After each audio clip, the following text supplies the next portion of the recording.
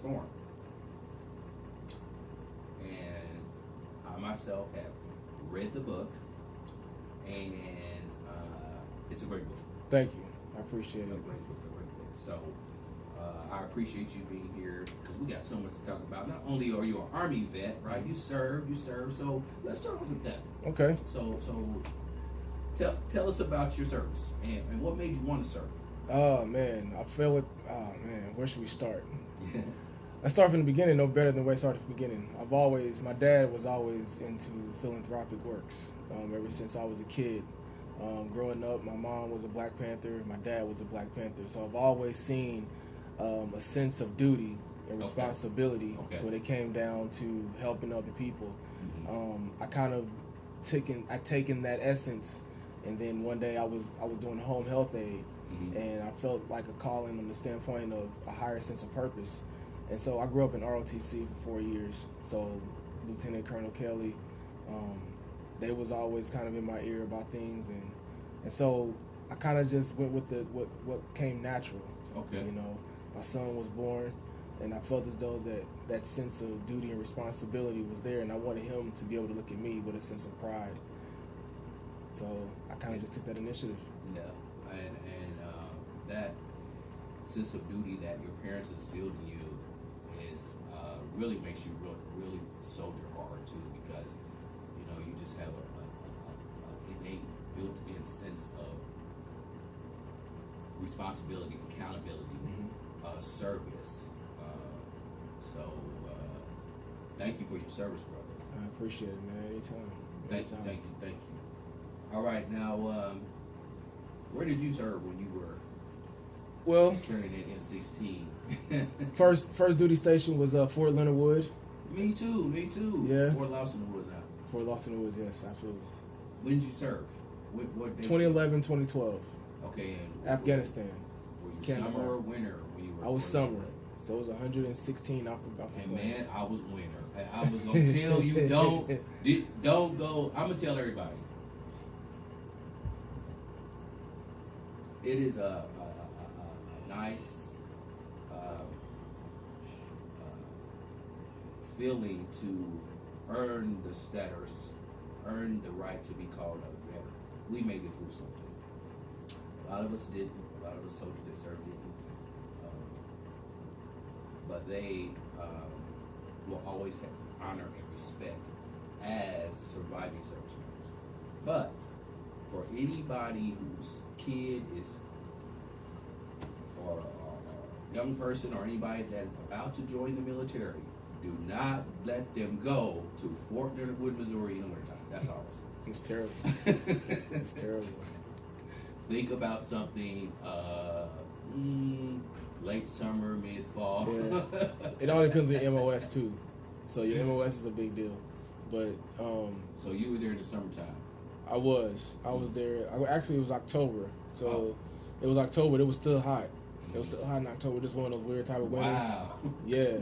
So matter of fact, I did basic and I did AIT there. Wow. Okay. So what was your MOS? 91 Lima. So I was a construction equipment mechanic. So Okay. worked on anything with wheels. It was supposed to have been construction equipment. Mm-hmm. But once you go down range, you become a jack of all trades. Yeah. You just So- gotta get in where you fit in, kind of thing. Yeah. So primarily, dozers, rollers, scrapers, anything that deal with the engineering. Because I was attached to the 555th. So Okay. So Rugged. you're basic and AIT was there. Wow. yeah. So we experienced the major tornadoes that was there. So Mhm. once we actually the tornado between December and January, so we actually got pushed back like 2 or 3 days after we have that little wait period. While you were in basic. Yeah, so you know how, like when you go from basic and then you go home for Christmas Right. and you get the New Year's back, and then once you get back, you take graduation and then you go out to your AIT Yeah, station. yeah, Well, they yeah. got a delay for the end of the basic because there was a major tornado that had hit. Wow. So from the get-go, I was in a storm, So Yeah, I'll tell you, man. Fort Lawson Woods applies for a vet like you who served in the summer and fried, and a vet like me who went in the wintertime and froze. it's cold. It was so. You remember bivouac? No. You don't remember Bivouac where you had to camp outside in tents as a company? I try to forget those days. Basic was terrible, man. Yeah, it was, but it was so cold that they were going to cancel Bivouac for the first time in like 75 years. Really? It was that cold. Wow. The ground was frozen solid. We couldn't even get our tent stakes through the ice. Okay. And they had to have they were waiting for orders to come down from above them whether we were going to go out there or not. And we did go out there, but what they had done was they had these big old flame throwing kind of tank things Yeah. that melted a big square area so that we could put our tent stakes in the ground. They made a way, It but sounds about right. it was so cold, man, that it was like the first time in something like 75 years that there was going to possibly be no bivouac. Wow. So it was a horrible time, just like you had in the summer. Yeah. What was your MOS? I was a 72 Echo, Which was telecommunications center operator. Long Okay. name, fancy. I just said a big old teletypewriter and type. That's okay. all. Okay. It's a long name, but Good anyway, deal. my AIT was in Fort Worth. Okay. Well, you got a chance to get up out of there. Yeah, I got up out there. That's good. That's good. So you are the construction mechanic. Hmm. How did you like that? It was an experience. Yeah. It was an experience because initially, going in, it was because of the limited capacity they had at that time. It was either infantry, or it was infantry, and it was something else. Mhm. That basically it didn't allow for me to, when I finished up my duty, to have a trade, and so I wanted to be able to have something, feasible, tangible Right. that I could be able to have. So Right. it's just kind of like one of those things where, in order for you to grow, you got to step outside your comfort zone. So I Yeah. pretty much just made the decision to take that journey, take Yeah. that opportunity, and it was good. I learned a lot. Learned about trucks. I learned about, like I said, when I was downrange, I actually put an engine into one of my trucks. Oh yeah. Yeah, I had a max tow, Yeah. so it's probably like a $1.2 million piece of equipment I was responsible for. Mhm. That we pretty much had to dismantle the engine, take it out, put it back in. Mhm. So that was a great time because actually a lot You of my learned a soldiers, lot, I learned yeah. a whole lot that time. So it was good. It was really All right, good. all right. So, I've had various organization VSOs, if you will, not necessarily a government classified VSO, but organizations that have a heart for veterans and look out for their causes.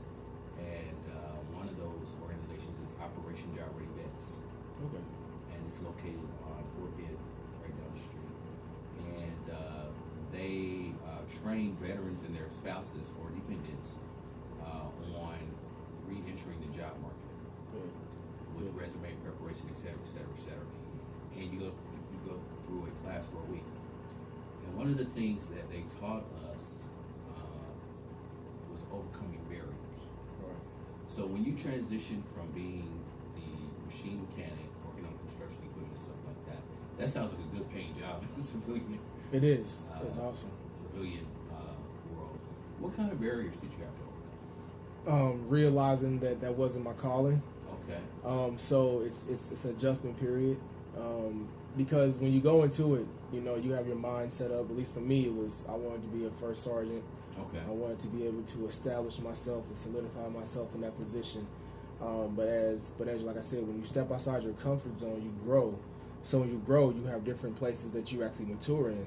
So once I actually when I left the service, it was now having that realization of, do I want to do this for my family? Mhm. Do I want to be able to put myself into a position of working on the engines, breaking down engines, things that sort of nature?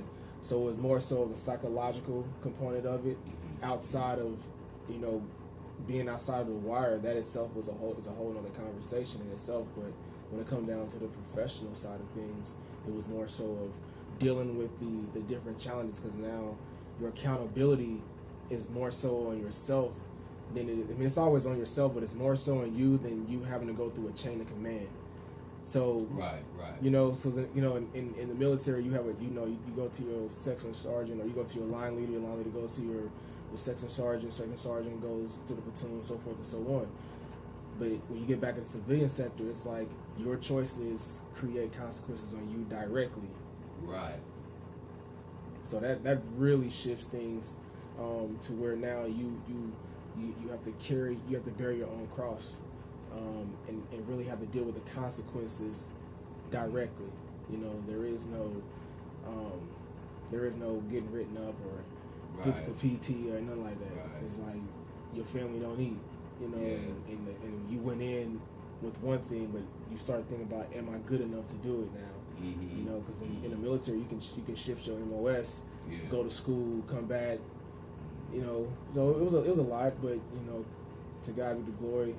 My mind was set on persevering Mm-hmm. and dealing with it. And I've been conditioned to deal with adverse situations. Mm-hmm. So I was tenacious in attacking it. You know, I didn't bow down. I didn't back up. I always run to it. I was one of my enemies. I always go to the fight. You know what I'm saying? That's what we do. We don't run. We go to it. You know what I mean? So I kind of took that mentality that, you know, going over to the civilian sector, that it's a new battle. So I have to be able to be tenacious. I have to have a mentality to be able to adapt, overcome, and to improve, because there's other people and personalities who are now dependent on me, my son, and things of that sort of nature. So that kind of allowed for me to make that shift a lot easier. Most definitely. All right. Did you seek any VSOs? Like I just talked about organization. Did you seek any assistance from VSOs and like employment, housing, or anything like that? Yeah, one of the things in which they do when you transition out is that you have to go through like almost like a 3-week out processing, where you literally have to fill out forms and basically put in for jobs, and you have to apply for X amount of jobs, and you have to be able to go through these certain type of websites, through the website and things that sort of nature. So that part of it was done.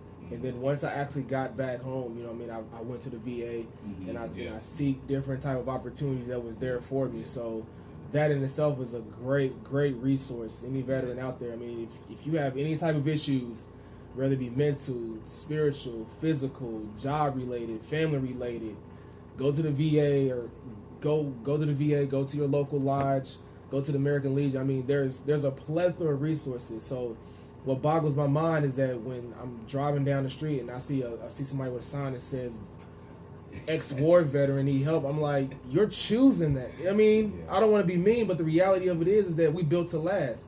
So why is it that you have these many resources, but it's just, you know, pride and ego gets in the way, but not getting off the soap, but, you know, take advantage of these resources. Take advantage. That is some good food for thought.